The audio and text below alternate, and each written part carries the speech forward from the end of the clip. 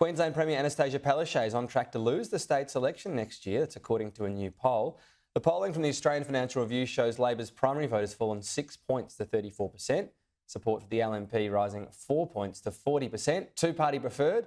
It's an LNP lead, 52 to 48. It would deliver the party 13 seats and a majority government if replicated at a uniform level at next year's election. Despite being Premier since 2015, Annastacia Palaszczuk trails opposition leader David Crisafulli by 1 point as the state's preferred leader. Joining me now for more on this is the Australian Financial Review Queensland Bureau Chief Mark Ludlow. Great to have your company today. The thing that stuck out the most for me was not being preferred Premier. This sort of indicator is usually a lag one. You can often be leading this and still lose the election. So she was once Labor's, best weapon. Is that a thing of the past? Well, I don't know. It's interesting and how you're going, Tom. This is not the first poll to come out of nowhere. This sort of backs up similar findings from other opinion polls this year, which show that Labor's support is slipping. The Premier can't be blindsided by this. From what I've been told, there's internal party polling showing the same thing, that she's not the electoral asset she was. I must say that the only thing really going in her favour is that some of the other leadership contenders like Deputy Premier Stephen Miles or Health Minister Shannon Fentiman or even Treasurer Cameron Dick are even less popular than she is. So that might be the only thing that's going to keep her going through to next year's election. Yeah, so at this stage, no action on the sort of replace leader front. It would be a bold move considering she's rolled through 3 elections.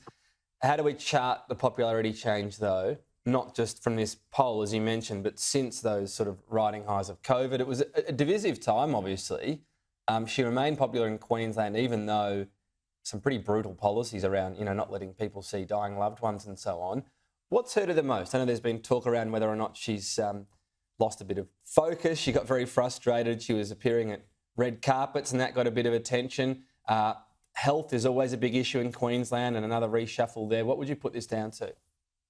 Well, I think that, like all the pandemic leaders, whether it was Mark McGowan in Western Australia or Daniel Andrews in Victoria, Gladys Berejiklian in New South Wales or Premier Palaszczuk in Queensland, they all got a bit of an electoral bounce from having strong policies. Queensland in particular, she was Premier Palaszczuk, like Mark McGowan in WA, was acting like Queensland was a separate country. Tough border policies, promising Queensland, we're going to keep you safe, keep those pesky and Southerners out of the state. And it was extremely popular. The 2020 election, which probably should have been a tighter one for Palaszczuk because it was a long-term Labor government, really got her across the line. So in many ways, it was a roll of the dice.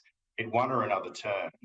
But some of the issues which have affected her long-term government, the health system, crime, law and order, housing, are really coming back to bite now. And I think the biggest problem for her is it's a long-term Labor government or a long-term government, irrespective. And I think voters are just starting to tire of her because she was, she believed that she had the Midas touch with Queenslanders. And she has shown that with winning 3 consecutive elections. But I think she's just starting to wear a bit thin with Queensland voters. I guess you hear one voice as a voter a lot. You hear it a heck of a lot during COVID. You make a good point around if you take away the sugar hit, there was a real tightening for Labor. So if it was going to be a really close election last time and they lose narrowly this time, that's not a shock. What about on the LNP side of things? Because so often the party's been its own worst enemy in Queensland. Are they well placed this time to actually take advantage of this? Well, I think if you look at some of the issues that are polling well for highly rated by Queenslanders, whether it's crime, law and order and health, these are the issues which opposition leader David Crisafulli has been banging on about. Queensland, interestingly enough, has moved from a 3 to a 4-year term.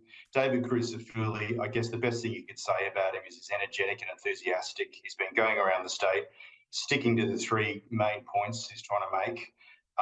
But I guess it's not all good news for him in this polling. There was 39% of people in this poll who had never heard of him before. And that's not a great position to be in. 16 months out from a poll, Dominic Perrottet lost in New South Wales, but people knew who Chris Minns was. So I think he's got a fair bit to do to try and get voters to know who he is. And he can't just rely on a tiring, ageing Labor government.